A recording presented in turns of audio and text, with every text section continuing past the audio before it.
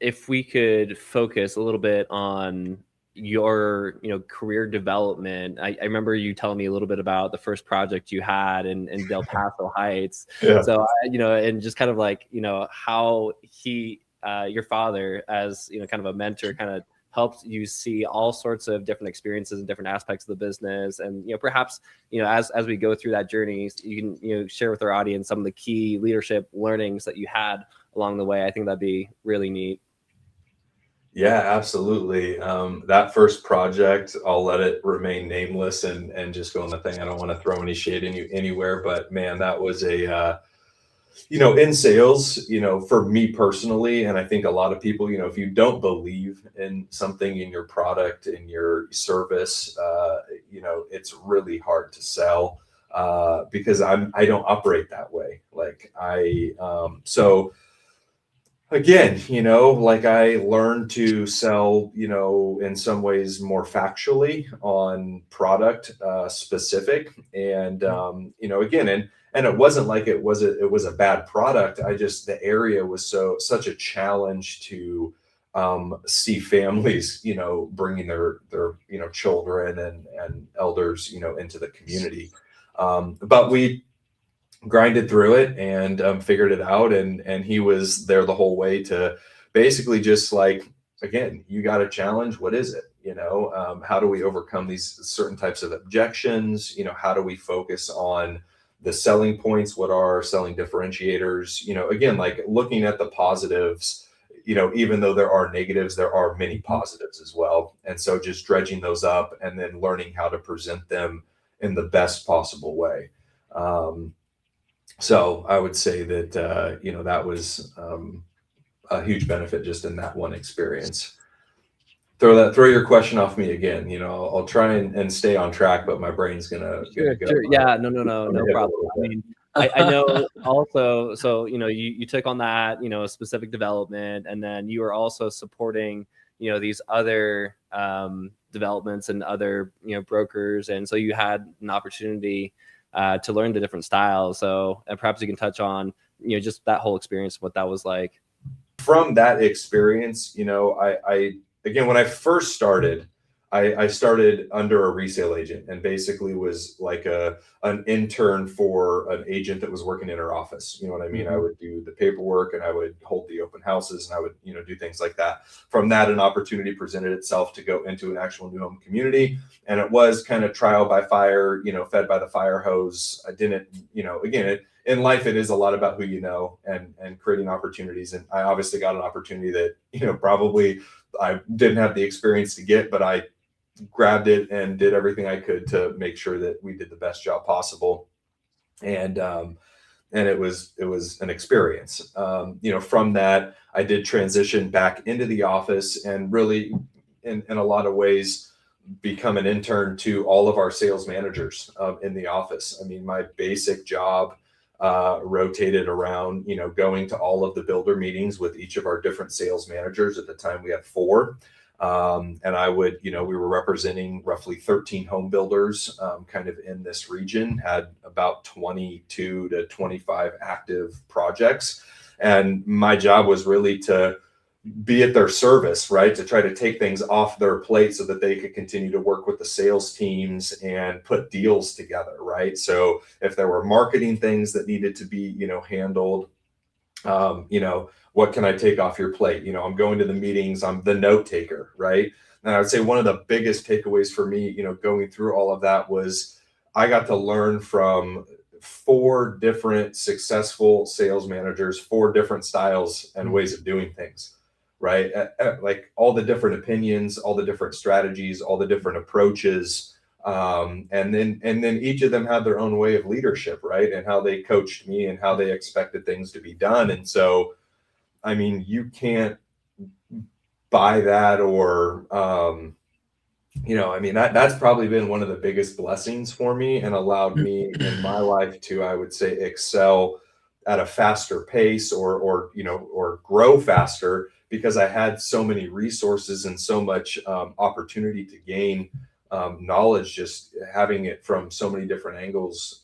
And I was lucky too, because we had really good people. I mean, all of the sales agents that we worked with just did a phenomenal job, and I'm super grateful to them for even, allowing me to, tag along and do that stuff. So, huge benefit to be able to do that and just kind of be mentored by all of them. Yeah, amazing. So all of that experience laid a pretty essential foundation for you to get to know and understand the business very well. And then, I think that's what really, set the stage for you to start this transition plan with your father.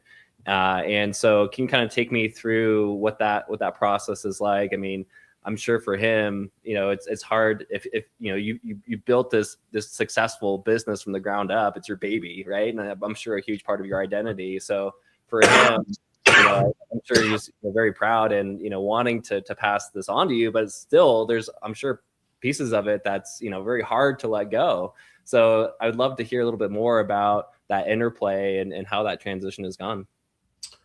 Yeah, definitely. And obviously it takes time. And I think that the more ownership you take in what you're doing and the process, the easier it is. For him, I think, you build his confidence over time in your ability by just showing up and putting in the hours and putting in the time and being willing to do the work. And also it shows through, as you transition and take over different builder accounts or builder relationships, those builders not really reaching out to him or really needing much from him, and being able to just, kind of allow it to run. So it's definitely, I would say we went through a lot of transition through COVID. Our teams scaled down. Builders didn't necessarily need our services because it was order taking, you know what I mean? And even the builders that we were working with and representing, we were having so many challenges, delivering products. So it was a very crazy, and I know it was for everybody in every industry. But that was kind of, I would say, where that transition started as our team got smaller.